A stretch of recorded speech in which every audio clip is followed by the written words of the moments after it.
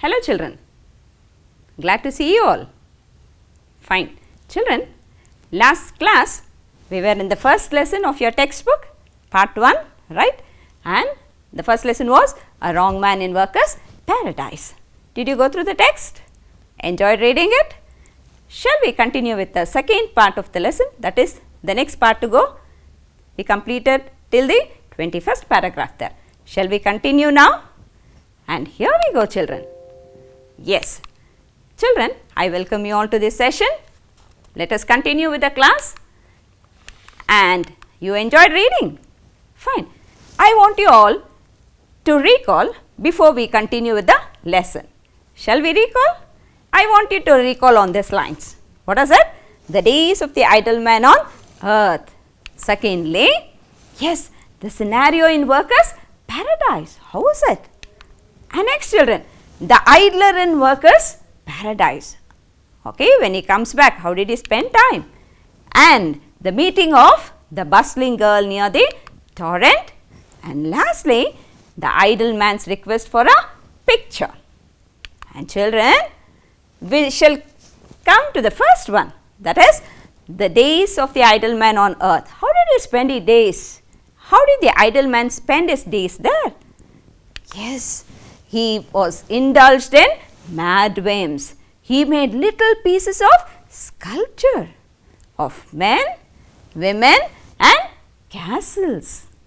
And later he made earthen things, earthen ponds. He used to paint on the earthen things, right? And next, what was the scenario in workers' paradise? It was entirely different. See, men said, God, we haven't a moment to spare. Very good. And women whispered. What did they whisper? Let's move on. Time's flying. Right? And children, it continues. What did all exclaim? Time is precious. Our hands are full. Make use of every single minute. Right?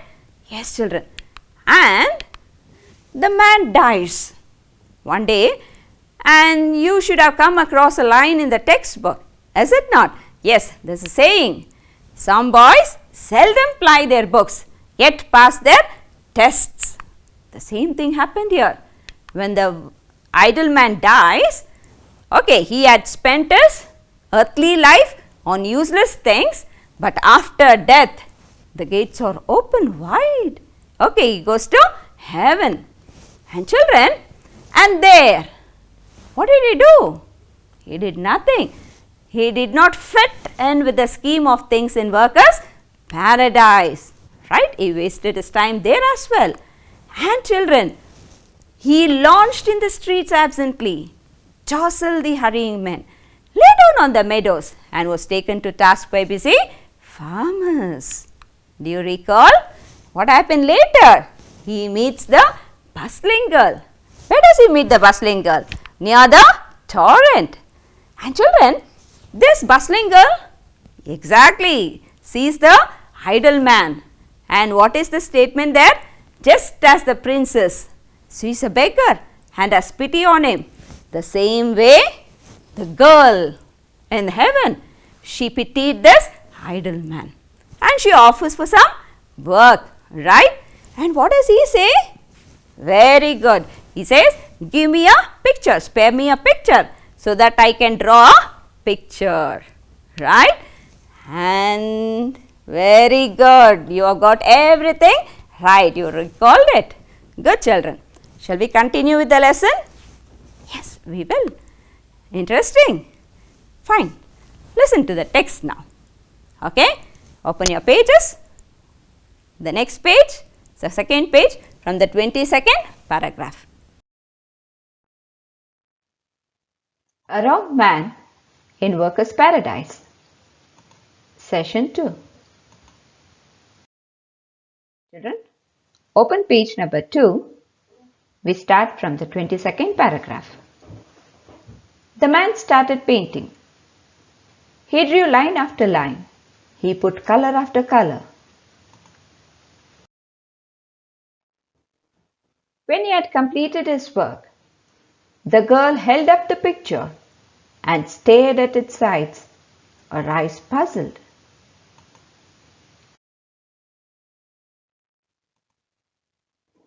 Brows drawn, she asked, "What do they mean? All those lines and colors? What is their purpose?" The man laughed. "Nothing. A picture may have no meaning and serve no purpose." The girl went away with her picture. At home, away from prying eyes, she held it in the light, turned it round and round, and scanned the painting from all angles.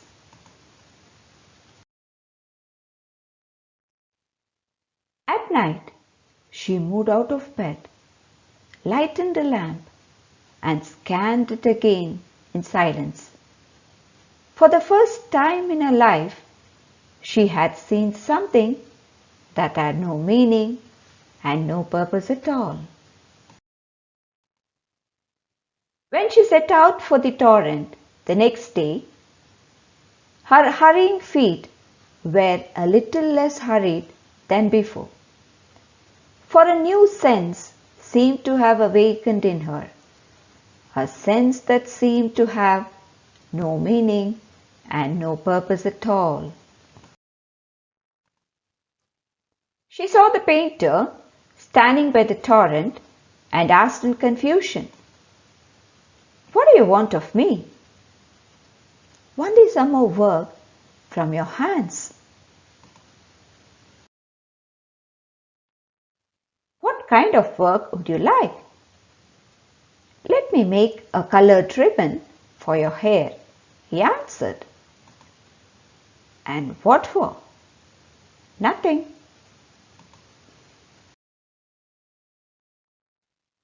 Ribbons were made bright with colors.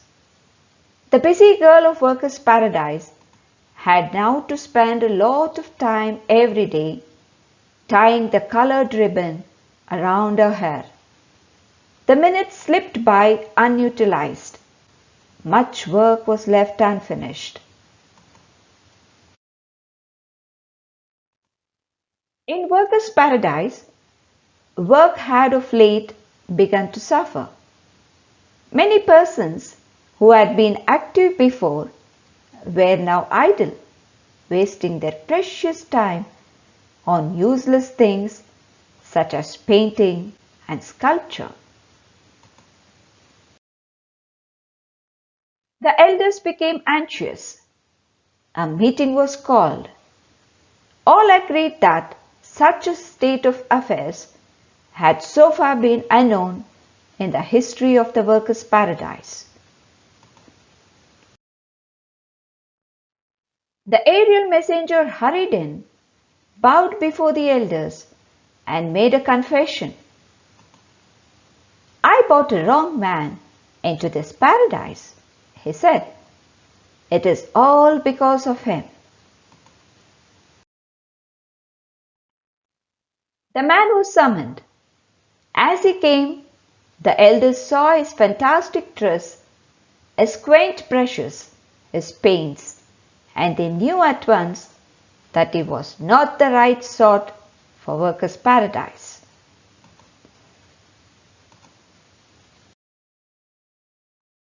Stiffly, the president said, "This is no place for the like of you.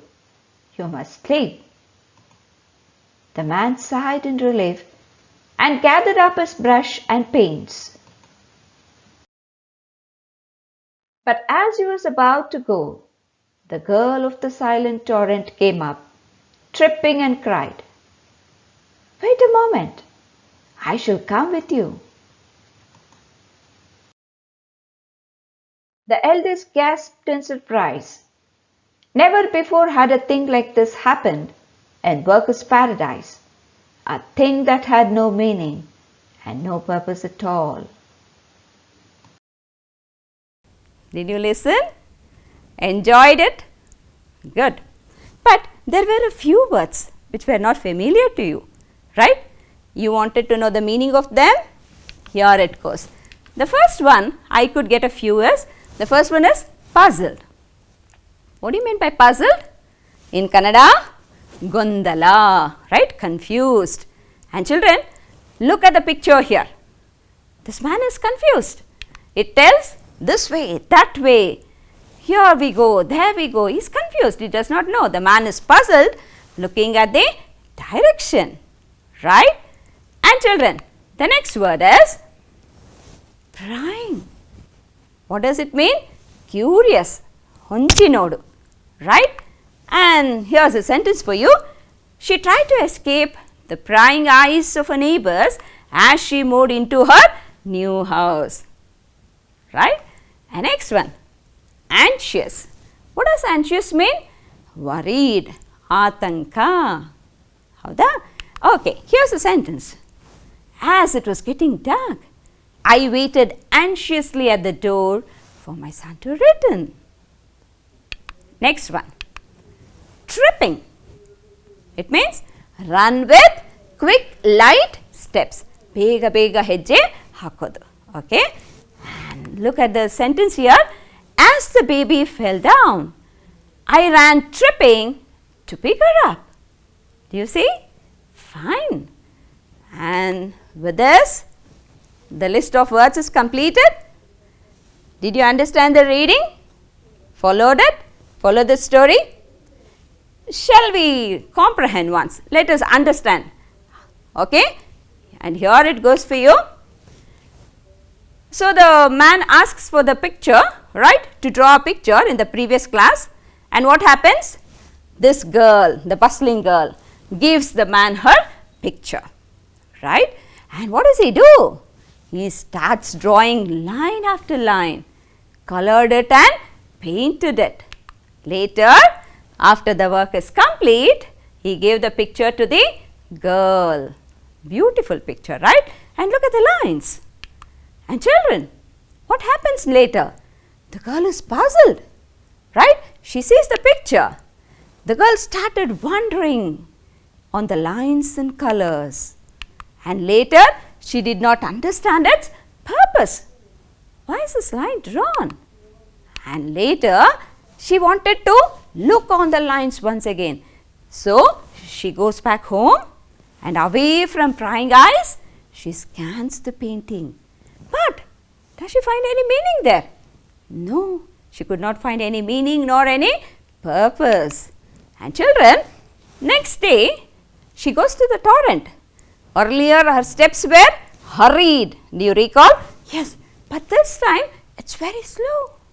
Okay, what does she do? She meets the painter. What does he ask for now? He asks for some more work. And this time, what does he want to make? Colored ribbons. Exactly. So, he makes colored ribbon. And what does this girl do? Very good. She ties the ribbon, right? She spends most of the time tying colored ribbons to her hair.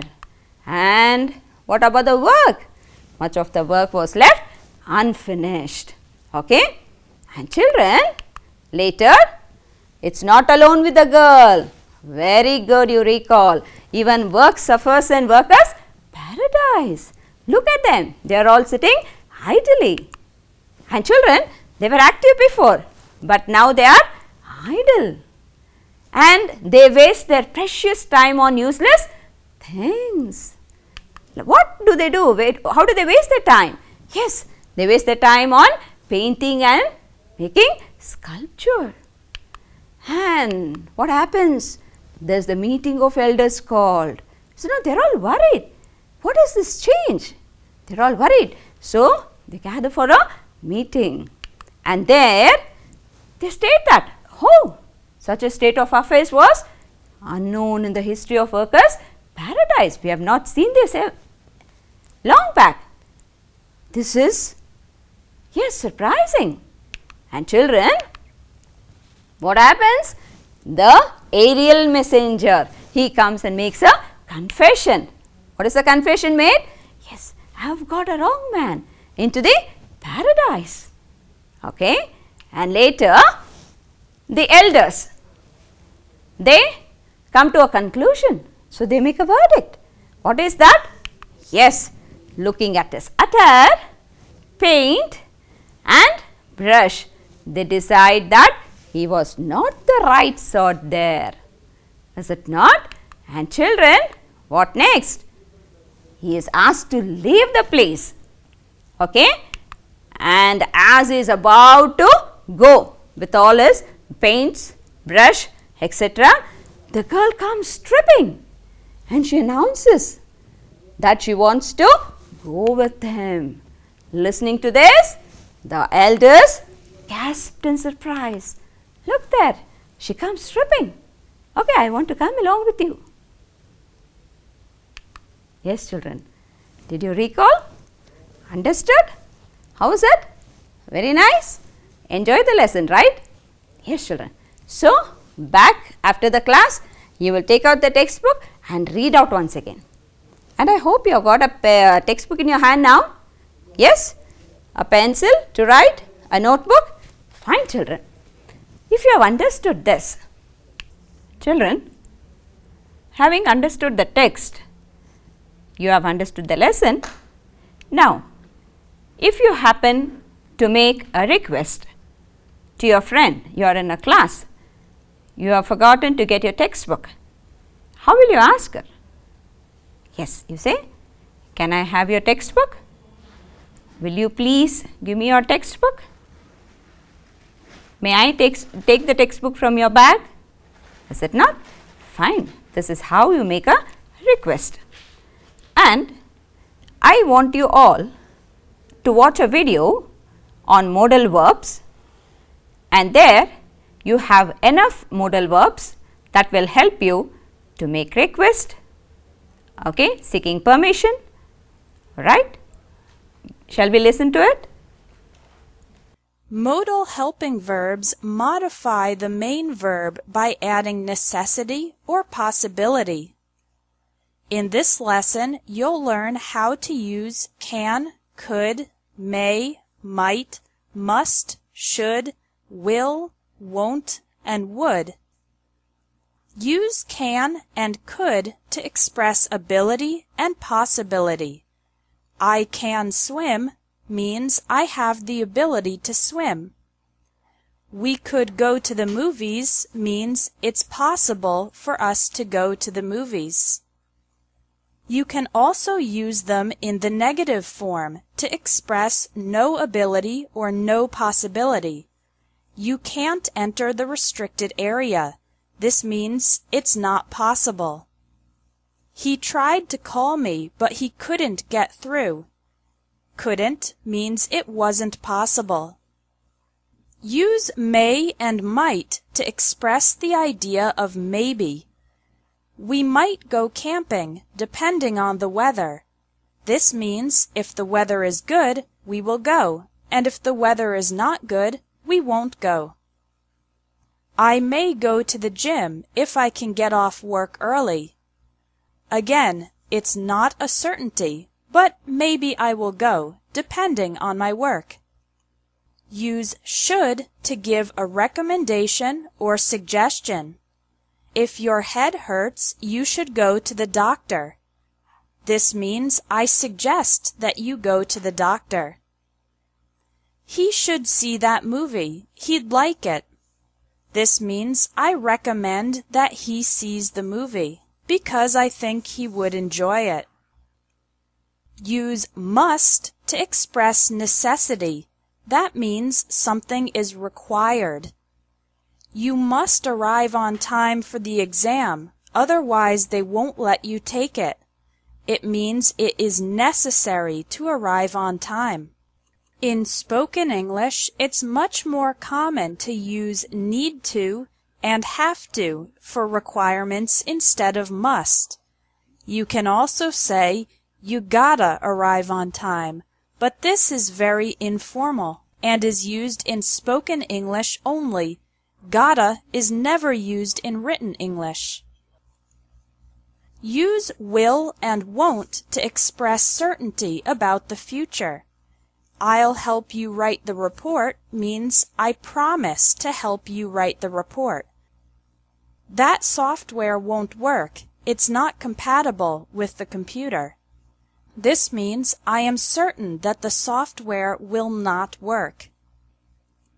Finally, use would to express an imaginary situation.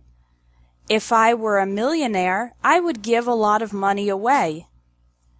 Dana would study English if she had more free time. Both of these situations, being a millionaire and having more free time, are imaginary. They are not real, so we use would to describe what would happen in this imaginary situation.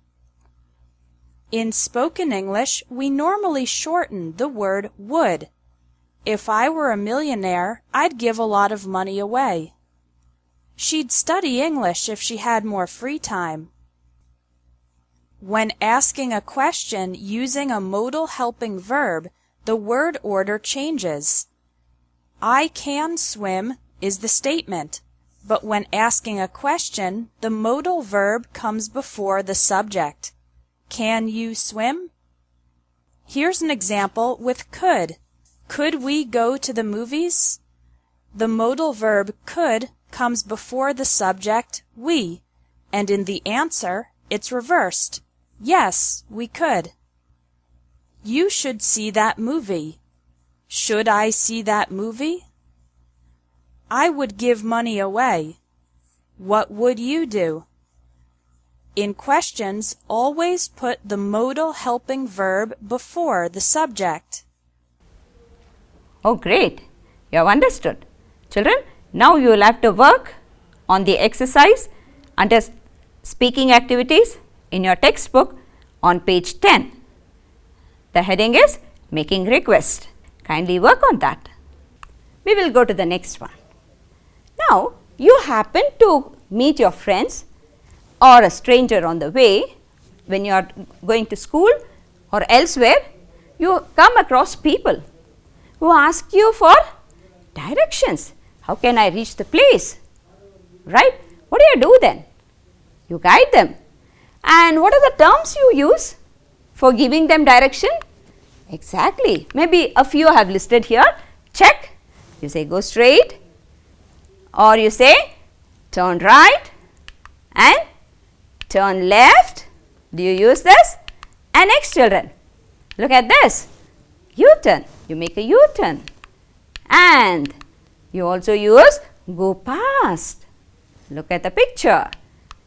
And you also use take the second right, or you also use take the first left. Okay. You may also use it's round the corner. See, when do you use this? It's round the corner. Do you see a picture there? Yes. Is it not? So, these are some of the terms you may use while guiding someone, a stranger, for directing them, showing him the direction. Is it not? Now, I want you to listen, okay, to this and understand how can you give direction. Okay, this will be of help to you. Shall we listen? Writing a guided paragraph using a map. Activity 4. Look at the map. Complete the directions to get to the post office from the Nile Hotel. So here is the map. In the map we can find this is the Nile Hotel, and we have to go to the post office. In the map we can find the post office here. So we have to decide how to go from the Nile Hotel to the post office. Before completing the paragraph, we have to read out the paragraph very carefully, because we can see there are two ways to go to the post office, but which one we should complete. After reading the paragraph we can decide. Let's see the paragraph. In the first line it says, come out of the Nile Hotel and turn. We have to decide this is the Nile Hotel and come out. And our map shows that we have to go to the left. So come out of the Nile Hotel and turn left. So come out of the Nile Hotel and turn left. After that, in the second line we see, go Al-Khabir Street.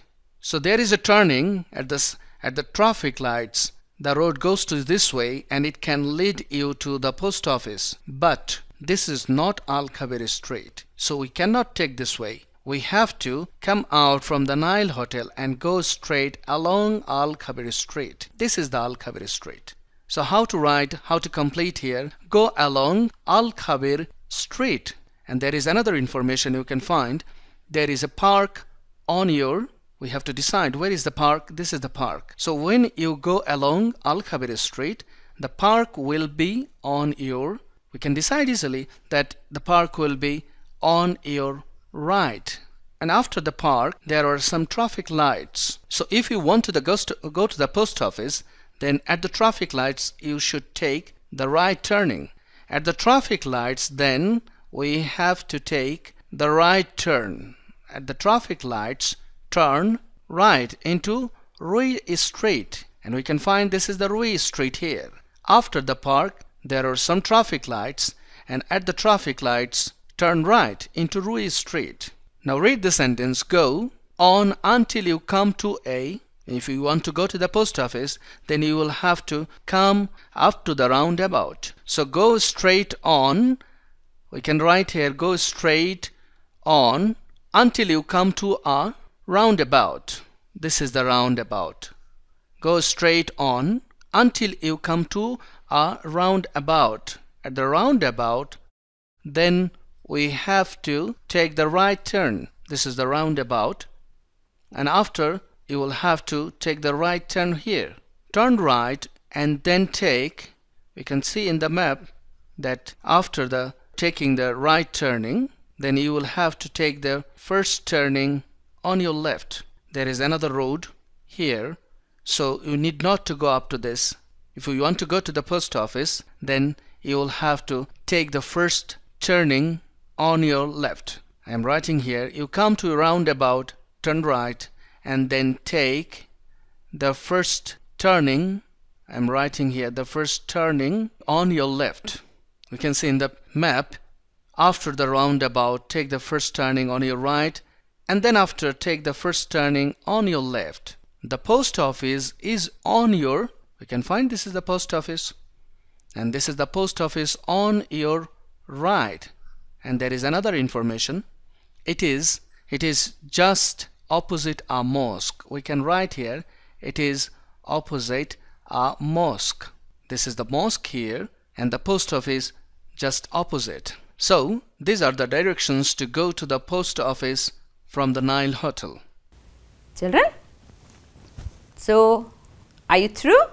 Can you guide somebody? Can you lead them to reach the destination? Yes, I think it was of help to you, right? And as you have understood the text, the first lesson, right? I want you to work on this. Will you? Answer the following. Men in workers' paradise say, God, we haven't a moment to spare.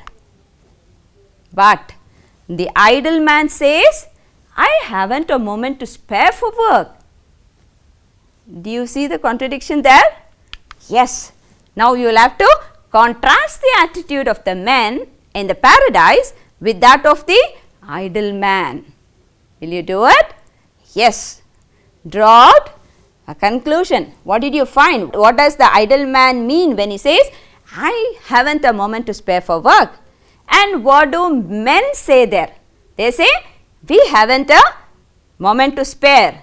The men in workers' paradise, right? Okay, fine. You will contrast the attitude of men with that of the idle man. And children, not alone that question, you will also work on the exercise part. After the end of the lesson, you have got some exercise work to do, comprehension work to do. You will read the lesson once again for better understanding and then answer the question and answer given. Will you all work on it? And children, along with that, you will do this activity also. You will find it on page number 11. It is about giving directions. Will you work on that as well? Very good. And here you will draw a picture. There is a picture given in the textbook. You will make a conversation to that. Fine. Okay. Draft a conversation, how you will give the direction and complete all the exercise work that is given at the end of the lesson. Okay, children. Did you understand? Okay. If you have understood, you will work on the exercise and then give it to your teachers. Okay. Fine. and thanking you all. Children, stay safe, stay at home, but please go through the textbook, the first chapter, read once again and then answer. Thank you all.